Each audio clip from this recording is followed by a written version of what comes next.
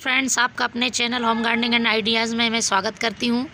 Video की शुरुआत करेंगे मटर के छिलकों के साथ।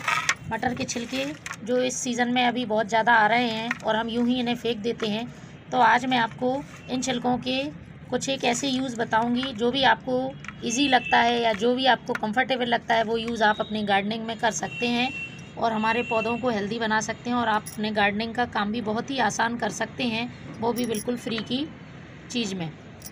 सबसे पहला काम मटर के छिलकों का, हमारे प्लांट की यदि बहुत ज़्यादा ठंड पड़ रही है तो उससे बचाने के लिए, और बहुत ज़्यादा गर्मी पड़ती है जब अप्रैल मई का महीना आता है और हमारे प्लांट सूखने लगते हैं तो उनमें यूज़ होता है। और इन छिलकों का यूज़ हम मल्चिंग के रूप में करते हैं।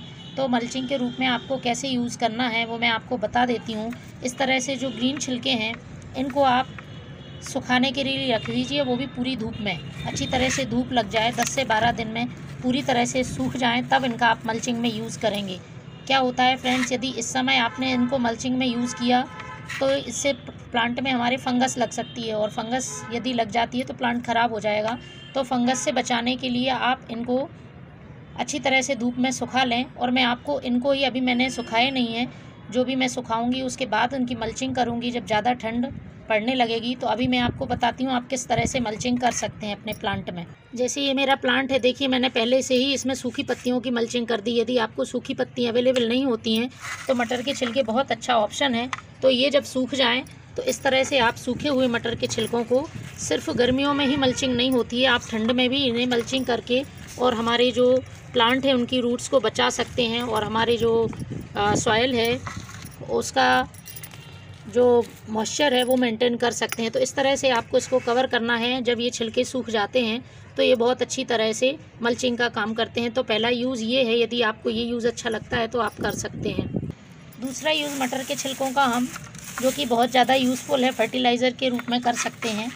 ये आप इस तरह से एक कंटेनर लें और उसमें मटर के छिलके डाल दें। इस तरह से मैंने मटर के छिलके इस जार में डाल दिए हैं और इसको हम पानी से फुल भर देंगे। इस तरह से इसमें पानी भर दिया है और इसको अच्छी तरह से प्रेस करके और आप इसका ढक्कन लगा के इसे 3 से 4 दिन के लिए रख दें। 3 से 4 दिन बाद आप देखेंगे कि मटर पूरी तरह से गल गई है और इसके पानी का कलर चेंज हो गया है। इस पानी को हम छान लेंगे। छानने के बाद हमें कुछ इस तरह से पानी मिलेगा। गली हुई मटर का हम कंपोस्ट में यूज़ कर सकते हैं, उसको भी ना फेंकें आप। और इस छने हुए पानी को आप अपने प्लांट में डाल दीजिए। जो भी आपके प्लांट, फ्लावरिंग प्लांट हैं या वेजिटेबल प्लांट हैं, इंडोर प्लांट हैं, आप किसी भी प्लांट में इनका यूज़ कर सकते हैं। तो इस तरह से आप फर्टिलाइज़र के रूप में मटर के छिलके का उपयोग कर सकते हैं।